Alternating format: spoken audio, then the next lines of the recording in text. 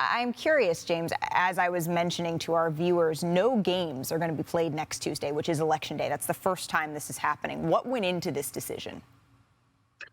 Ultimately, Malika, it was about finding ways that the NBA community could continue its tradition of nonpartisan civic engagement efforts.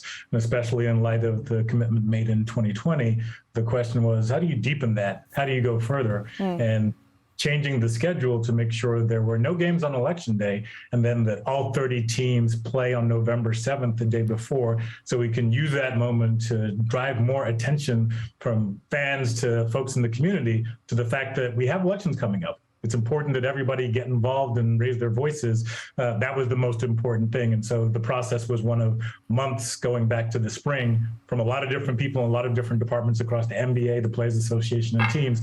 And here we are. Get involved, make a plan to vote. For me, that's going to be voting by mail. James, what else are the NBA and WNBA planning to expand voting access and awareness? So a number of different things, and what's most exciting about it is it looks different team to team, and it looks different market to market, the same way that elections are different and who and what is on the ballot is different.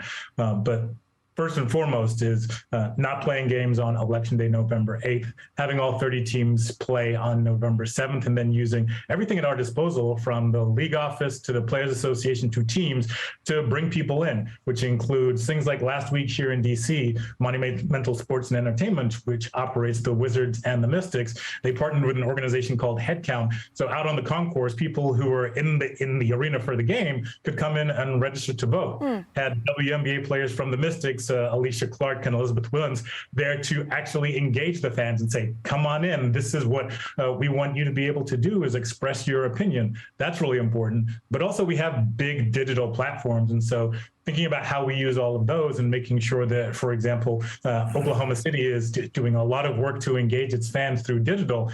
Those are the kinds of things that we're seeing team by team and market by market.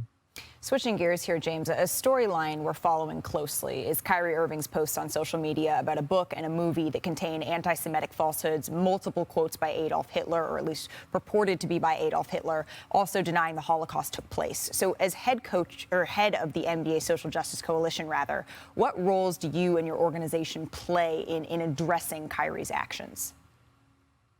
So we don't play a role in addressing Kyrie's actions directly. That those conversations are separate and ongoing, as I understand. But what's most important, and this was said in our league statement, is that any kind of rhetoric, any kind of hate speech is condemned, and that we unequivocally say this should not happen. And then beyond that, we make clear to all of our colleagues, wherever we see that kind of rhetoric, that their words and actions have impact, and why. So that's first and foremost. And second, we're pleased to see that Kyrie took the post down, but there has to be some understanding, and we continue to have to make sure that all of us are educated about the impacts of hate speech and the impacts of anti-Semitic tropes. Those are the kinds of things that are most important, more broadly than just this one incident. James, thank you so much for your time and spending a little bit of it with us here on NBA Today.